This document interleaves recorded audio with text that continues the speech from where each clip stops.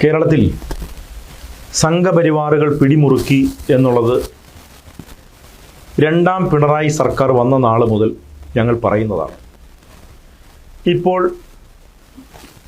അതൊരു യാഥാർത്ഥ്യമാണെന്ന് കേരളത്തിൻ്റെ പൊതുസമൂഹം തിരിച്ചറിഞ്ഞു കഴിഞ്ഞു. ഇനി അവർ സംഘപരിവാർ കൈകടത്തിയിരിക്കുന്ന മേഖലകൾ ഏതൊക്കെയാണെന്ന് മാത്രം നമ്മൾ പരിശോധിച്ചാൽ മതി. നമ്മൾ നേരത്തെ മുതലേ പറയുന്നുണ്ട്, RSS പിടിമുറുക്കിയിരിക്കുന്ന കേരളത്തിലെ ഏറ്റവും വലിയ ഉദ്യോഗസ്ഥ മേഖല എന്ന് പറയുന്നത് കേരളത്തിൻ്റെ പോലീസ് അസോസിയേഷൻ, പോലീസ് വകുപ്പിലാണ് ഏറ്റവും കൂടുതൽ RSS സ്വാധീനമുള്ളത്. 2, കേരളത്തിലെ വിദ്യാഭ്യാസ മേഖലയാണെന്നും പ്രത്യേകിച്ചും അധ്യാപക മേഖലയുമായി ബന്ധപ്പെട്ടിട്ടാണ് സംഘപരിവാറിൻ്റെ രാഷ്ട്രീയ പ്രവർത്തനം വളരെ സജീവമായി നടന്നുകൊണ്ടിരിക്കുന്നത്. രണ്ടാം പിണറായി സർക്കാർ വന്നതിന് ശേഷമാണ് ശരിയായ അർത്ഥത്തിൽ BJPയുടെ RSSൻ്റെ സംഘപരിവാറിൻ്റെ കൃത്യമായ രാഷ്ട്രീയ ഇടപെടൽ സകല മേഖലകളിൽ നടന്നുകൊണ്ടിരിക്കുന്നത്.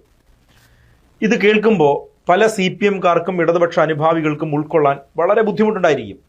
കാരണം ഇത്തരത്തിൽ തുറന്നു പറയുമ്പോൾ നിങ്ങൾ പ്രതീക്ഷിച്ചെടുത്തല്ല നിങ്ങൾ എത്തിപ്പെട്ടത് എന്ന തോന്നലായിരിക്കാം ഒന്നാമത്തെ കാരണം. 2,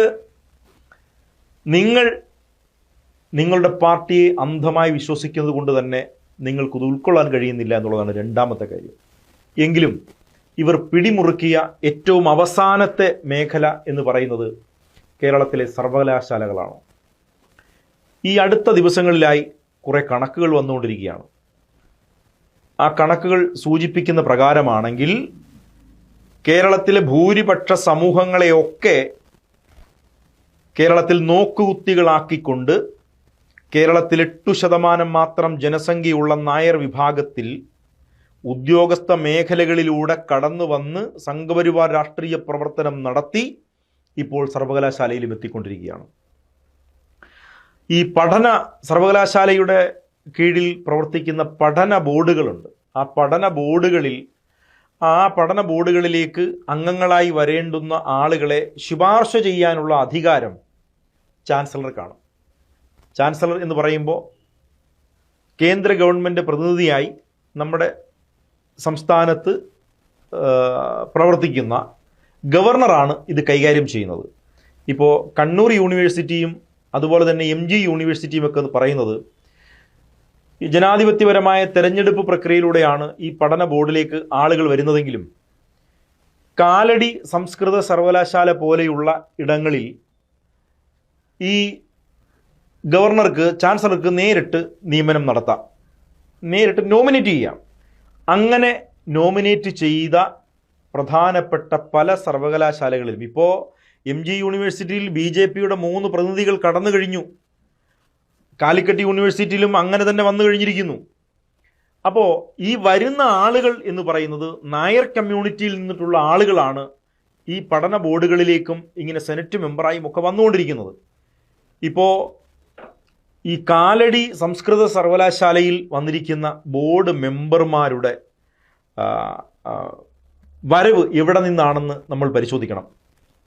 അതോടൊപ്പം തന്നെ ഇവരുടെ ഡ്യൂട്ടീസ് എന്താണെന്ന് പരിശോധിക്കണം. ഈ പഠന ബോർഡുകളുടെ പ്രവർത്തനം എന്ന് പറയുന്നത് അവരാണ് അധ്യാപന രീതി ചിട്ടപ്പെടുത്തിയെടുക്കുവാൻ ആവശ്യമായ പദ്ധതി ഒരുക്കുന്നത്, അവരാണ് സിലബസ് ഒരുക്കുന്നത്, പുസ്തകങ്ങൾ ഒരുക്കുന്നത് അവരാണ്. അപ്പോൾ അത്തരത്തിൽ ഈ സംഘപരിവാർ പക്ഷത്തുള്ള നായർ കമ്മ്യൂണിറ്റിയിൽപ്പെട്ട ആളുകളെ ഇത്തരം പഠന ബോർഡുകളിലേക്ക് കൊണ്ടെത്തിച്ചു കഴിഞ്ഞാൽ 1, അന്ധവിശ്വാസത്തെ പ്രൊമോട്ട് ചെയ്യുന്ന പാഠ്യപദ്ധതി വരും. 2, അനാചാരത്തെ പ്രോത്സാഹിപ്പിക്കുന്ന പാഠ്യപദ്ധതി വരും.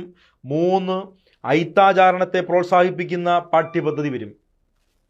ഇത് വളരെ കൃത്യമാണ്. ഉത്തരേന്ത്യയിലെ ചില സംസ്ഥാനങ്ങളിൽ അങ്ങനെ നടന്നതിൻ്റെ ഫലമായിട്ടാണ് ഇപ്പോൾ ഉത്തർപ്രദേശ് പോലെയുള്ള ഒരു സംസ്ഥാനത്ത് ആയിരക്കണക്കിന് സ്കൂളുകളാണ് അടച്ചുപൂട്ടിക്കൊണ്ടിരിക്കുന്നത്. കാരണം വിദ്യാഭ്യാസത്തിനെതിരായി പ്രവർത്തിക്കുന്ന മതത്തിൻ്റെ പ്രതിനിധികൾ എന്ന നിലയിൽ ഈ സംഘപരിവാറിൻ്റെയും കേരളത്തിലെ NSSൻ്റെയും രാഷ്ട്രീയ ഇടപെടലിനെയും അതിന് ഒത്താശ ചെയ്തു കൊടുക്കുന്ന, അതിന് പിന്തുണയ്ക്കുന്ന CPMനെ പോലെയുള്ള ഇടതുപക്ഷ സർക്കാരിനെ പോലെയുള്ള ആളുകളെയും പൊതുജനമധ്യത്തിൽ ചോദ്യം ചെയ്യേണ്ട സ്ഥിതിവിശേഷമാണ് ഇപ്പോൾ വന്നിരിക്കുന്നത്. ഞാനത് പറയാൻ കാര്യം, കാലടി സർവകലാശാലയുമായി ബന്ധപ്പെട്ട് ഈ പഠന ബോർഡിലേക്ക് 4 പേരെയാണ് ഇപ്പോൾ ശുപാർശ ചെയ്തിരിക്കുന്നത്. ഈ 4 പേര് എന്ന് പറയുന്നത് NSSൻ്റെ, അതായത് NSSൻ്റെ കോളേജിൽ നിന്നുള്ള അധ്യാപകരാണ് 2 പ്രതിനിധികൾ എന്ന് പറയുന്നത്. ഇപ്പോൾ ഇവരുടെ അധ്യാപക സംഘ്, BJPയുടെ അധ്യാപക സംഘിൽ ഓൾറെഡി ഇവർക്ക് അംഗത്വമുണ്ട്. ഈ 4 അംഗങ്ങളിൽ 2 പേർ NSSൻ്റെ കോളേജുകളിൽ പഠിപ്പിക്കുന്ന അധ്യാപകരാണ് ഈ നോമിനേറ്റ് ചെയ്യപ്പെട്ടിരിക്കുന്നത്.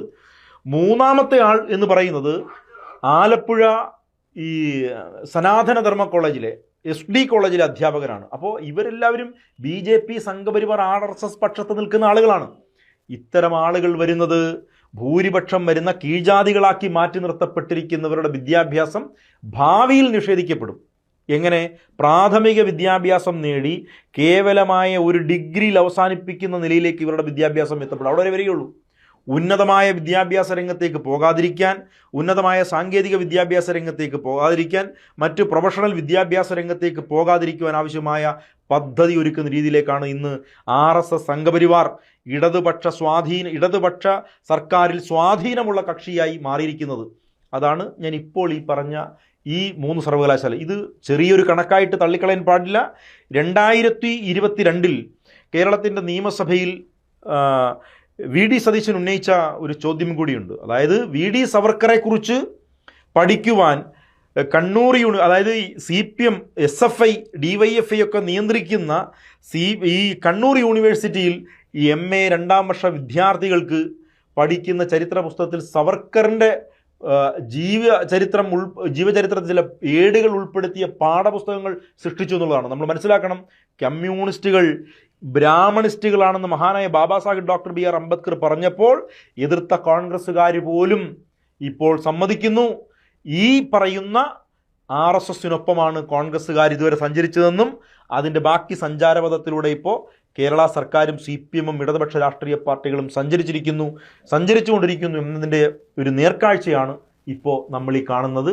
ഈ കേരളത്തിലെ യൂണിവേഴ്സിറ്റികളിൽ നേരിട്ട് നോമിനേറ്റ് ചെയ്യാവുന്ന പഠന ബോർഡുകളിലേക്ക് RSSകാരെ, നായന്മാരായ RSSകാരെ, സവർണ ഹിന്ദുക്കളായ RSSകാരെ തിരികെ കയറ്റുന്ന ഈ ഗവർണറിൻ്റെ നടപടി, ഇതിൽ ഏറ്റവും ചിരിക്കാൻ വകയായ ഒരു കാര്യം കൂടിയുണ്ട്.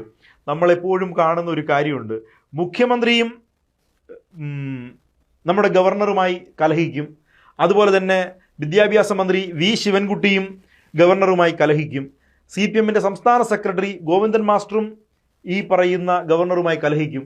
പക്ഷേ ഇവരൊക്കെ പരസ്പരം കലഹിക്കുന്നുണ്ടെങ്കിലും ഗവർണർ എന്തു തീരുമാനം കേന്ദ്ര സർക്കാരിൻ്റെയും BJPയുടെയും നിർദ്ദേശമനുസരിച്ച് എടുക്കുന്നോ ആ തീരുമാനം തന്നെ ഇവിടെ നടപ്പിലാക്കുകയും ചെയ്യും. അപ്പോൾ ഈ ഗോവിന്ദൻ മാസ്റ്ററും പിണറായി വിജയനും V ശിവൻകുട്ടിയും എതിർക്കുന്നത് സാധാരണപ്പെട്ട ആളുകളുടെ ഇടയിൽ തെറ്റിദ്ധരിപ്പിക്കാൻ ഉതകുന്ന ഒരു നാടകം മാത്രമല്ലേ എന്നാണ് നമ്മൾ ഏറ്റവും അവസാനം ഈ സർവകലാശാലകളിലേക്ക്, പഠന ബോർഡുകളിലേക്ക്, സിലബസ് തയ്യാറാക്കുന്നവരിലേക്ക്, പുസ്തകമൊരുക്കുന്നവരിലേക്ക് ഇത്തരം നിയമനങ്ങൾ NSSകാരായ RSSകാരിലേക്ക് എത്തുന്നത് ഒരു അജണ്ടയാണ്.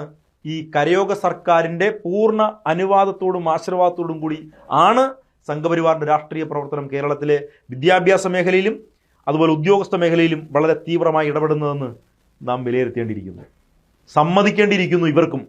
ജയ് ഭീം.